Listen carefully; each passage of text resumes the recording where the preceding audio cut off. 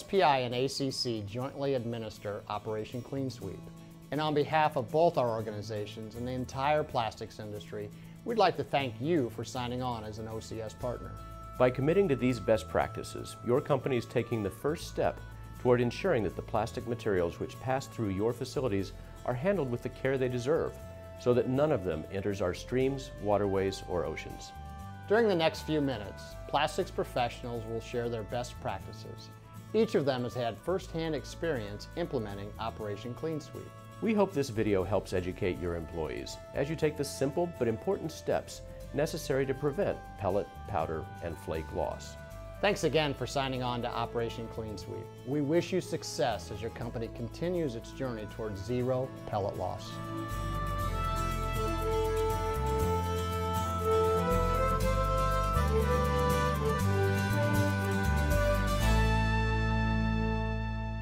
I think all companies need to be a good neighbor to their environments, their neighborhoods, their counties and states.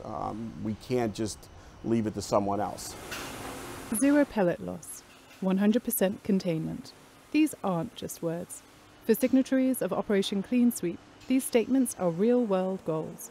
OCS guidelines demonstrate your commitment to a clean environment, contribute to workplace safety, and reduce material waste. Implementing OCS starts with a site audit, a comprehensive assessment of your facility that identifies locations where pellet, flake, or powder loss occurs. So we'd take a group of 8 or 9 people and we'd go throughout the plants. And what we would do is them 8 or 9 would attack certain areas.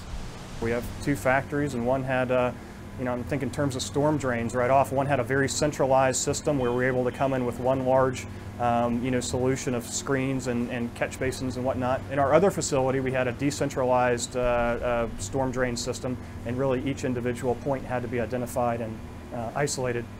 Our processes are designed to maintain containment. Now, the one opportunity that we have for exposure is when we're loading the pellets.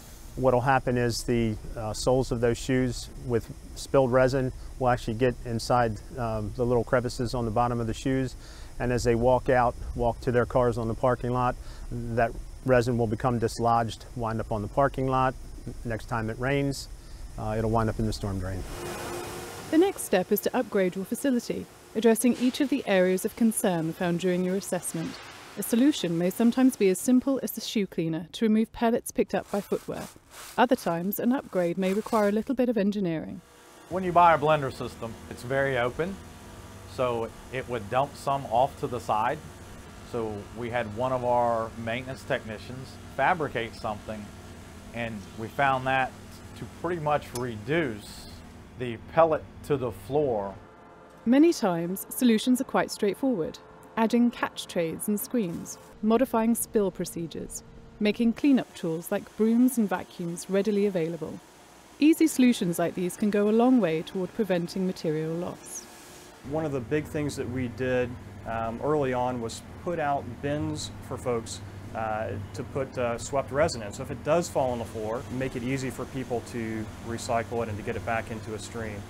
At the loading area, we put a retractable tray that would catch the small little pellets as they hooked up or unhooked from the truck. And we were able to just take that retractable tray and then dump it into a box rather than allow it to touch the ground. And we 3D printed a special screen to go on the end of the water dump so that it traps all the resin pellets, so none of those resin pellets get into the water streams.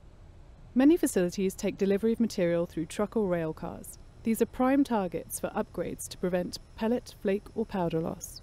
There is a tray system that we're putting in place. It's actually going to go 3 foot on each side of the rail as well as the center of the rail. We're putting down 180 foot. After assessing your facility and implementing upgrades, the next step is to educate and train your employees. You can't have this level of commitment without total buy-in by the plant employees. From our packers to our managers to upper management, we all needed to be 100% into this to assure that it was a success. All employees at our facility go through what we call awareness level training, where everyone is aware that it's not, when you see pellets on the ground, that's not good. So in the event of a spill, they can quickly address it and use what they've been taught in order to address the spill and maintain containment within our facility. We don't make it a separate program, but we really integrate it in part of their daily jobs to make sure that we're maintaining control of our pellets and not releasing them into the environment. And they're common sense, and the employees, they really want to do the right thing when they hear what the goals are. We share the PowerPoint presentation once a year for Operation Clean Sweep.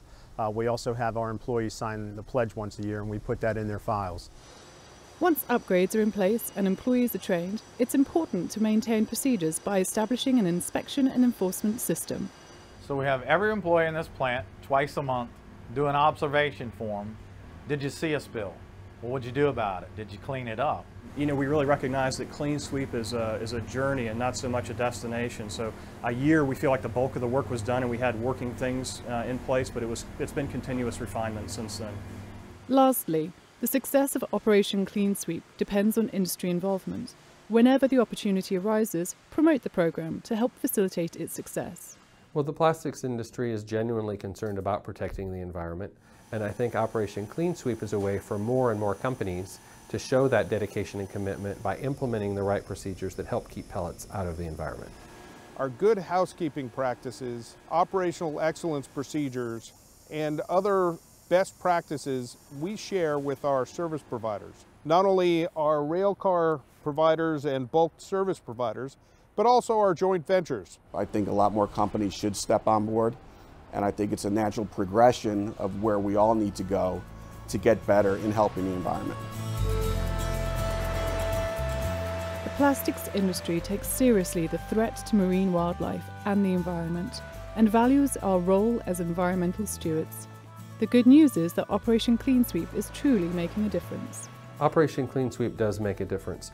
We've seen a decrease in the amount of plastic pellets measured in the ocean over the past few years, and that decrease is attributed to companies implementing procedures like Operation Clean Sweep.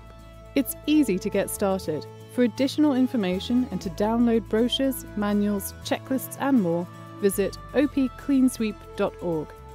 Operation Clean Sweep. Together, we can achieve zero pellet, flake and powder loss.